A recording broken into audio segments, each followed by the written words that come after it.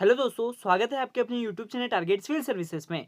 आज है 14 नवंबर और आज की इस लेक्चर में 14 नवंबर से जितने भी करंट अफेयर्स के क्वेश्चन बनेंगे, सारे क्वेश्चन को इस लेक्चर में हम डिस्कस करने वाले हैं। और साथ ही दोस्तों, इन करंट अफेयर्स के क्वेश्चन से जो भी एक्स्ट्रा फैक्ट बनेगा उन्हें भी हम डिस्कस करेंगे। सबसे पहले हम बात करते हैं, जो लास्ट क्लास में आपसे क्वेश्चन पूछा गया था कि पीटीसी इंडिया लिमिटेड के नए सीएमडी कौन बन गए हैं। तो ये बन गए दोस्तों राजीव कुमार मिश्रा। करेक्ट आंसर हो जाएगा यहाँ पे ऑप्शन 1।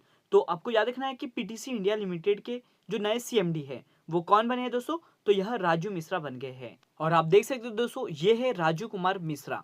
और मैं आपको बता दूं कि ये जो राजू कुमार मिश्रा है, इन्होंने किसका स्थान लिया है, तो दीपक अमिताभ का स्थान लिया है। यहाँ पे दोस्तों आपको पता होना चाहिए कि ये जो पीटीसी इंडिया लिमिटेड है, यह भारत सरकार की पावर ट्रेडिंग कंपनी है, जिसकी स्थापना 16 अप्रैल 1999 को की गई थी और इसका मुख्यालय नई दिल्ली में स्थित है।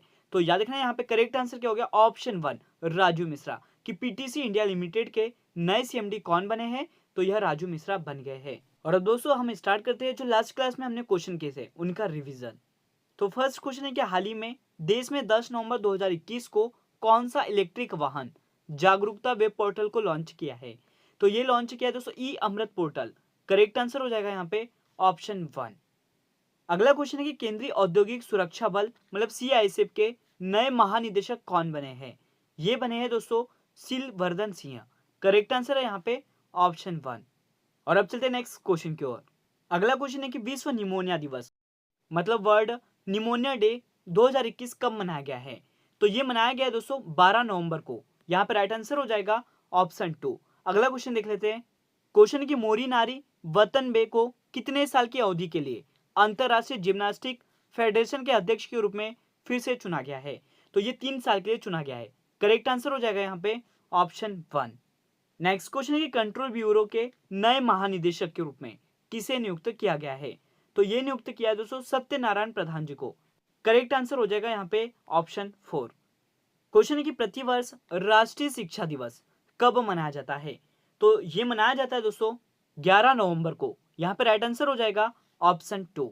और रिवीजन का लास्ट क्वेश्चन है कि COP27 जलवायु शिखर सम्मेलन की मेजबानी कौन सा देश करेगा। तो इसकी मेजबानी करने वाला है दोस्तों मिस्र। यहाँ पर राइट आंसर हो जाएगा ऑप्शन 2। तो लास्ट क्लास में जितने भी हमने क्वेश्चन किए थे उनका रिवीजन अब कर लिया है। और अब हम स्टार्ट करते हैं 14 नवंबर से। जितने भी करंट अफेयर्स के क्वेश्चन बनते हैं उनको डिटेल में समझ लेते हैं। और साथ ही दोस्तों, अभी तक आपने हमारे लेक्चर को लाइक नहीं किया है तो लाइक जरूर कर दे, शेयर भी कर दे। अगर आप इस चैनल पर नए हो तो इसे सब्सक्राइब भी जरूर कर ले। और अब स्टार्ट करते हैं दोस्तों आज के करंट अफेयर्स। तो फर्स्ट क्वेश्चन है कि प्रतिवर्ष विश्व मधुमेह दिवस कब मनाया जाता है। तो दोस्तों मैं आपको बता दूं कि ये जो वर्ल्ड डायबिटीज डे है, यह प्रतिवर्ष 14 नवंबर को मनाया जाता है। करेक्ट आंसर हो जाएगा यहाँ पे ऑप्शन 4। तो आपको याद रखना है कि हर साल 14 नवंबर को विश्व मधुमेह दिवस के रूप में मनाया जाता है। और यह दिन दोस्तों मधुमेह से जुड़ी चिंताओं का निराकरण करने के उद्देश्य से 1991 में लागू किया गया था। और मैं आपको बता दूं कि साल 2006 में संयुक्त राष्ट्र ने इस दिवस को आधिकारिक रूप से स्वीकृत कर मान्यता प्रदान की थी। और दोस्तों आपको याद रखना है कि इस वर्ष की जो थीम है वो क्या है, तो एक्सेस टू डायबिटीज केयर। ये आपको इस वर्ष की थीम भी याद रखना है। और इस दिवस को जो मनाने का मुख्य उद्देश्य है वो क्या है दोस्तों, तो समाज पर मधुमेह के प्रभाव के बारे में जागरूकता बढ़ाना और इसके शीघ्र निदान को प्रोत्साहित कर प्रभावित लोगों की सहायता करना है। तो याद रखना है आपको कि विश्व मधुमेह दिवस कब मनाया जाता है, तो यह 14 नवंबर को मनाया जाता है। यहाँ पे करेक्ट आंसर क्या हो गया, ऑप्शन 4। और अब चलते हैं नेक्स्ट क्वेश्चन की ओर।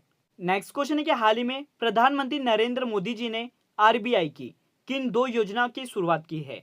तो ये शुरुआत की है दोस्तों खुदरा प्रत्यक्ष योजना और एकीकृत लोकपाल योजना। यहाँ पे करेक्ट आंसर हो जाएगा ऑप्शन 3 उपयुक्त दोनों।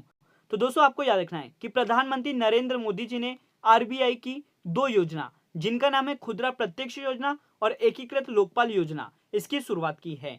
यहाँ पे हम बात करते हैं ये जो आरबीआई रिटेल डायरेक्ट स्कीम है, तो यह दोस्तों इंडिविजुअल निवेशकों द्वारा सरकारी सिक्योरिटीज में निवेश की सुविधा देने का एक वन स्टॉप सॉल्यूशन है। सरकारी बॉन्ड खरीदने के लिए खुदरा निवेशक आरबीआई के साथ रिटेल डायरेक्ट गिल्ट मतलब आरडीजी अकाउंट खोल सकते हैं। साथ ही दोस्तों ये जो बॉन्ड है यह एक सरकारी सिक्योरिटीज होते हैं और इस स्कीम के तहत रिटेल निवेशकों को आरबीआई के साथ आरडीजी अकाउंट खोलने की सुविधा भी मिलेगी। और यहीं पे हम बात करते हैं कि ये जो रिजर्व बैंक की एकीकृत लोकपाल योजना है, ये क्या है?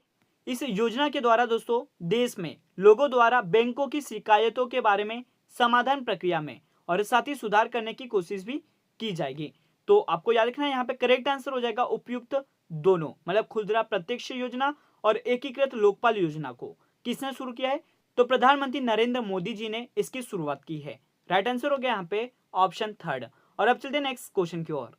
और आपके लिए अगला क्वेश्चन है दोस्तों कि संयुक्त राष्ट्र बाल कोष की एक नई रिपोर्ट के अनुसार विश्व भर में कितने बच्चे विकलांगता का शिकार हुए हैं? तो दोस्तों मैं आपको बता दूं कि इस रिपोर्ट के अनुसार 24 करोड़ बच्चे, यानी हर 10 में से एक बच्चा विकलांगता की अवस्था में रह रहे हैं।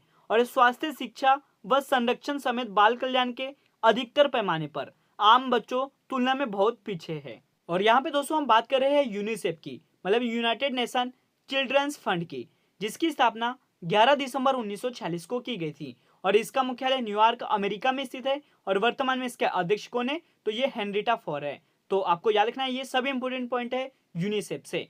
करेक्ट आंसर हो गया दोस्तों यहाँ पे ऑप्शन 2, 24 करोड़। और अब चलते हैं नेक्स्ट क्वेश्चन की ओर। क्वेश्चन दोस्तों कि भारत की सबसे अमीर स्वनिर्मित महिला अरबपति कौन बनी है? ये बन गई दोस्तों फाल्गुनी नायर। करेक्ट आंसर हो जाएगा यहाँ पे ऑप्शन 2। और आप देख सकते हो ये है फाल्गुनी नायर, जो कि भारत की सबसे अमीर स्वनिर्मित महिला अरबपति बन गई है। तो दोस्तों मैं आपको बता दूं कि ब्यूटी और fashion e commerce platform Nykaa की सीईओ संस्थापक फाल्गुनी नायर भारत की सबसे अमीर सेल्फ मेड महिला भी बन गई है। और ये जो नायका है, इसमें दोस्तों इनकी जो हिस्सेदारी है वो कितनी है? तो 53.5% की इनकी हिस्सेदारी है। और इनकी जो कुल संपत्ति है वो कितनी है? तो 7.48 बिलियन अमेरिकी डॉलर है। तो ये भी आपको याद रखना है। भारत की सबसे अमीर स्वनिर्मित महिला अरबपति कौन बनी है? तो यह फाल्गुनी नायर बन गई है। और अब चलते हैं नेक्स्ट क्वेश्चन की ओर। क्वेश्चन है कि भारतीय नौसेना में किस प्रोजेक्ट के तहत चौथी पनडुब्बी वेला को शामिल किया है? तो ये शामिल किया दोस्तों प्रोजेक्ट 75। करेक्ट आंसर हो जाएगा यहाँ पे ऑप्शन 1। प्रोजेक्ट 75 के तहत चौथी पनडुब्बी भारतीय नौसेना वेला की सौगात मिली है। और ये जो प्रोजेक्ट 75 है, इसमें स्कॉर्पियन क्लास की 6 पनडुब्बी शामिल है। और ये सभी पनडुब्बियां दोस्तों मेड इन इंडिया है। और अब तक मैं बता दूं आपको कि जितनी भी पनडुब्बियां इस प्रोजेक्ट के तहत बनी है उन्हें मझगांव डॉकशिप बिलियर्ड्स लिमिटेड मुंबई में बनाया गया है। तो दोस्तों आपको याद रखना है, यहाँ पे करेक्ट आंसर क्या हो गया? Option 1 project 75। और यहाँ पे हम बात करें, ये जो भारतीय नौसेना है इसका मुख्यालय कहाँ पर स्थित है? तो नई दिल्ली में स्थित है। और नौसेना दिवस प्रतिवर्ष 4 दिसंबर को मनाया जाता है। और साथ ही दोस्तों मैं आपको बता दूं कि नौसेना प्रमुख कौन है? तो यह आर हरि कुमार है, जो कि हाल ही में नियुक्त किए गए थे। तो ये सब इंपोर्टेंट पॉइंट है भारतीय नौसेना से जो आपको याद रखने हैं। और अब चलते हैं नेक्स्ट क्वेश्चन की ओर। अगला क्वेश्चन है दोस्तों कि प्रथम खेलो इंडिया तीरंदाजी टूर्नामेंट का उद्घाटन कहां पर किया गया है?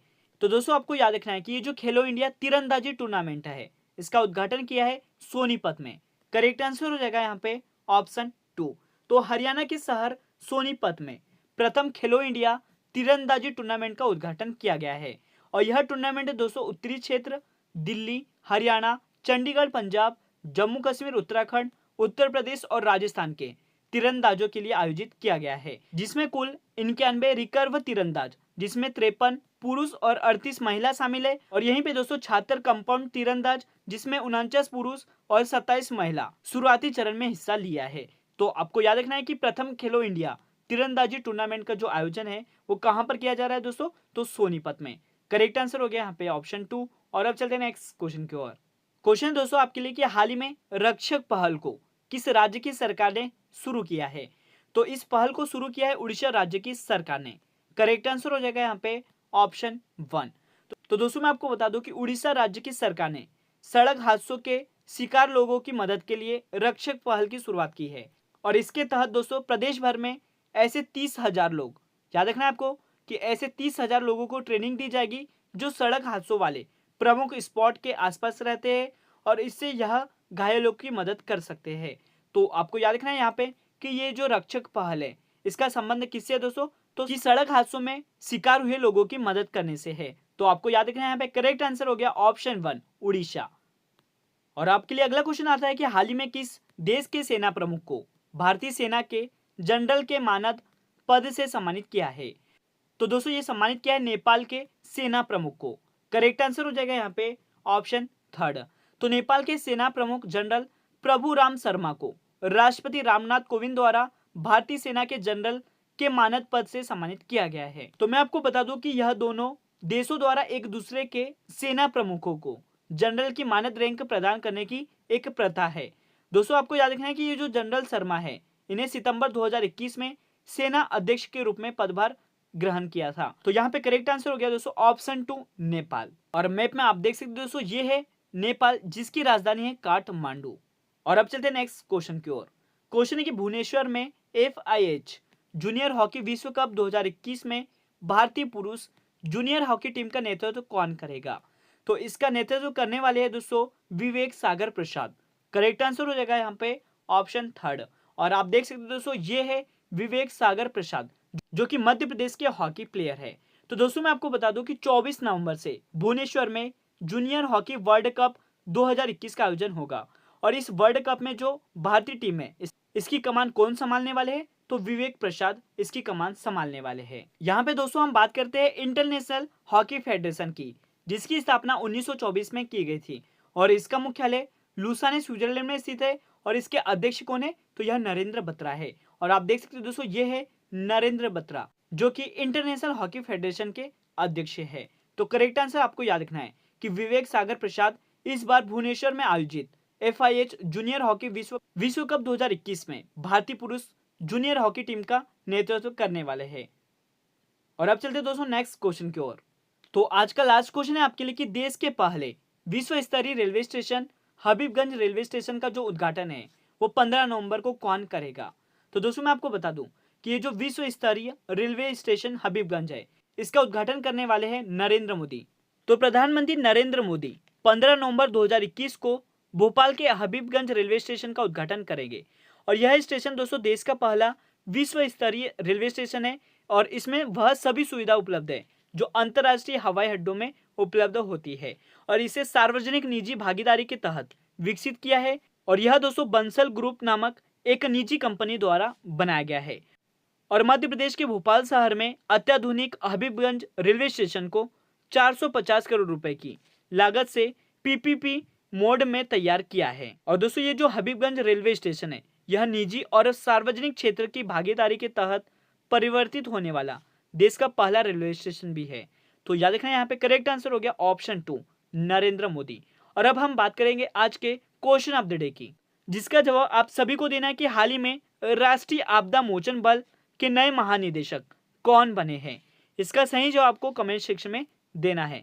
और साथ ही दोस्तों आपको बताना है कि ये जो राष्ट्रीय आपदा मोचन बल मतलब NDRF है, इसका मोटो क्या है। तो आज का लेक्चर यहीं पर एंड होता है। अगर आपको हमारा लेक्चर अच्छा लगा हो तो इसे लाइक करिए, शेयर करिए। अगर आप इस चैनल पर नए हो दोस्तों तो इसे सब्सक्राइब भी जरूर कर ले। Thank you so much guys for watching this video. Bye bye, take care.